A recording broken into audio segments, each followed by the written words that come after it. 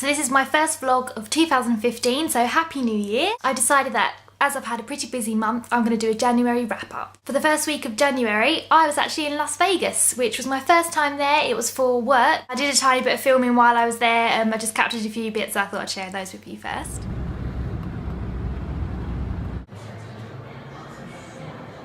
Go breeze sliding because I'm really not trying to the chicks a dream, breeze lightning.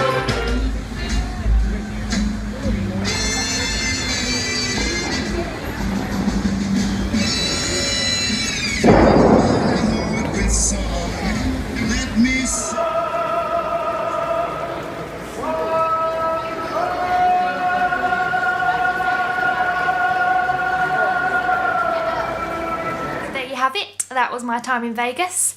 But actually on the book side of things, I read a few books in January and I also received a few books. So the first book that I read in January was Red Rising by Piers Brown. I've already reviewed this one on my blog, so I'll leave the link to that below.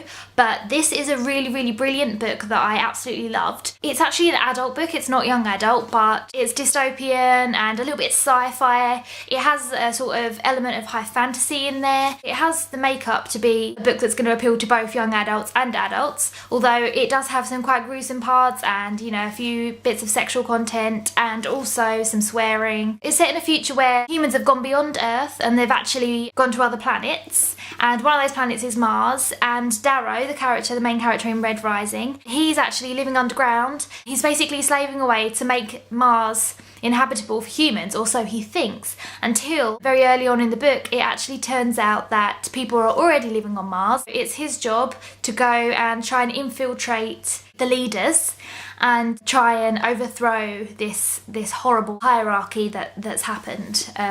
It is actually really interesting, completely unique, and I can't wait to read the second book in the series.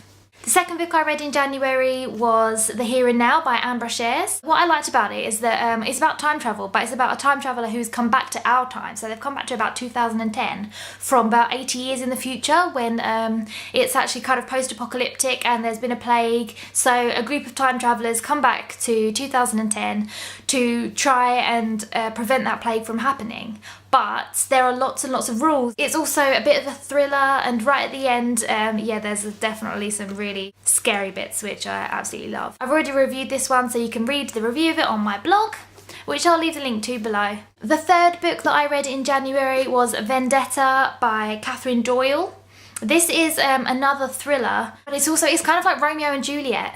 Forbidden romance between these two families. I haven't reviewed this book yet, but I will be reviewing it very soon on my blog.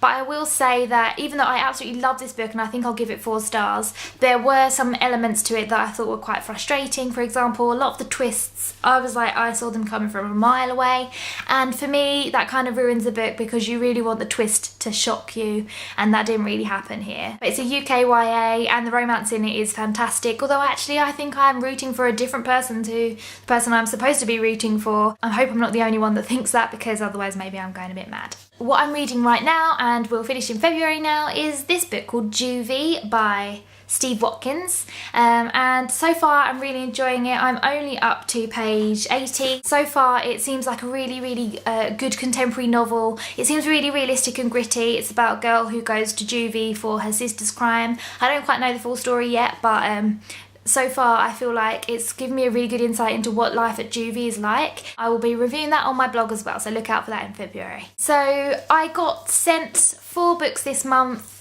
I didn't buy any books this month, so it's just a mini book haul for you now. One of the books I've already spoken about, it was Vendetta by Kathryn Doyle. That comes from Chicken House. Also from Chicken House I got this one, Killing Sound by Paul Southern. So I'm excited to read that too. I don't really know much about it yet, but I think it is a thriller again. The third book I got sent from Chicken House was this one. It's called Lobsters and it is by Tom Ellen and Lucy Iverson. The tagline is a socially awkward love story, which I think I'm going to really enjoy. I've heard a lot of good things about this book book too, so I'm really excited to read it. So thank you to Chicken House for sending me those 3 books. I'm really excited about those. So the last book that I got sent this month, the 4th and final book, is this one. It is called It's the End of the World as We Know It by Saoirse Lloyd.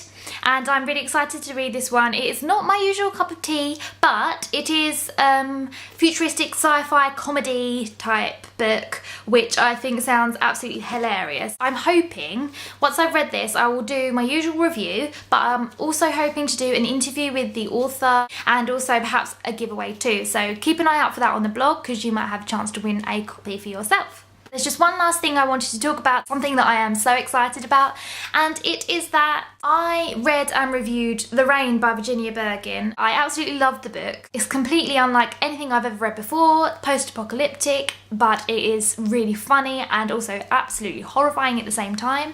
And this week I found out that the second book in the series, called The Storm, is going to have a quote from yours truly in it. So I can't wait to read that book and then review it for you guys as well. I will see you next time.